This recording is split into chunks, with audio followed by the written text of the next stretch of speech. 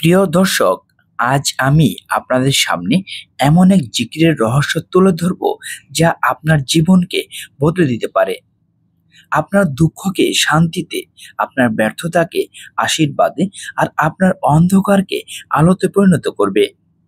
এই জিকির হলো সুবহানাল্লাহ, আলহামদুলিল্লাহ, লা ইলাহা ইল্লাল্লাহ, আল্লাহু আকবার।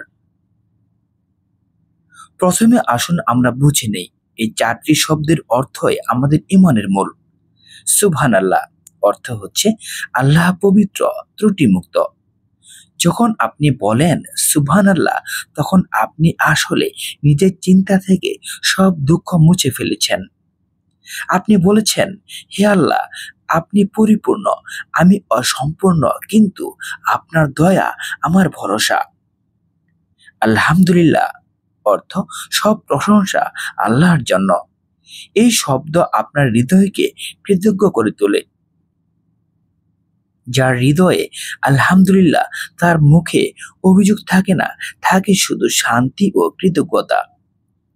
লা ইলাহা ইল্লাল্লাহ অর্থ আল্লাহ ছাড়া কোনো উপাস্য নেই। এই একটি বাক্য পৃথিবীর সবকিছুর চেয়ে মূল্যবান। এটি জান্নাতের চাবি, আর এটি সেই শব্দ যা নবীরা উচ্চারণ করেছেন মৃত্যুর মুহূর্তে। আল্লাহু আকবার অর্থ আল্লাহ সর্বশ্রেষ্ঠ। যখন আপনি দুঃখে, কষ্টে বা ব্যর্থতায় থাকেন, এই শব্দটি আপনাকে মনে করায় আল্লাহ তোমার কষ্টের চেয়েও বড়, তোমার সমস্যার চেয়েও শক্তিশালী।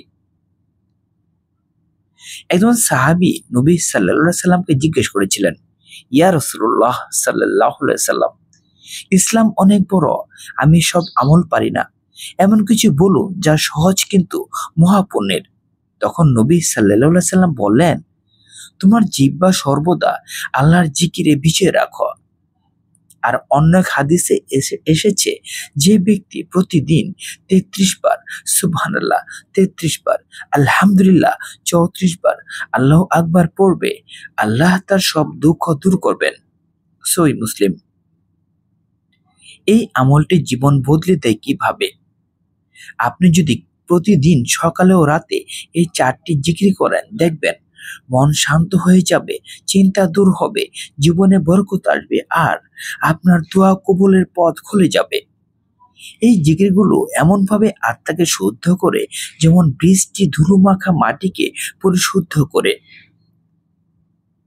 বাস্তব অনুপ্রেরণার গল্প হচ্ছে, একজন গরিব মানুষ ছিলেন। প্রতিদিন কাজ শেষে ক্লান্ত শরীরে বাড়ি ফিরতেন।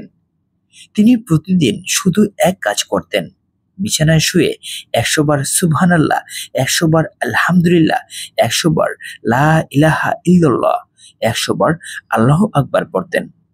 ৬ মাস পর তার জীবনে আশ্চর্য পরিবর্তন আসে। তিনি বলেন, আমি কোনো ধনী হইনি, কিন্তু আমার মন ধনী হয়ে গেছে। প্রিয় দর্শকবৃন্দ, এটাই আসল সাফল্য, আত্মার প্রশান্তি। আপনি কিভাবে শুরু করবেন? আজ থেকে শুরু করুন এই সহজ কিন্তু অলৌকিক আমলটি।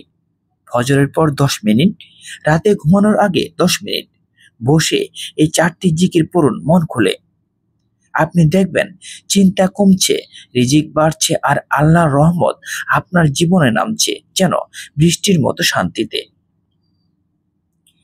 প্রিয় ভাই ও বোন, আপনি যদি জীবনে পরিবর্তন চান, তাহলে এই চারটি শব্দে শুরু করুন আপনার নতুন সকাল।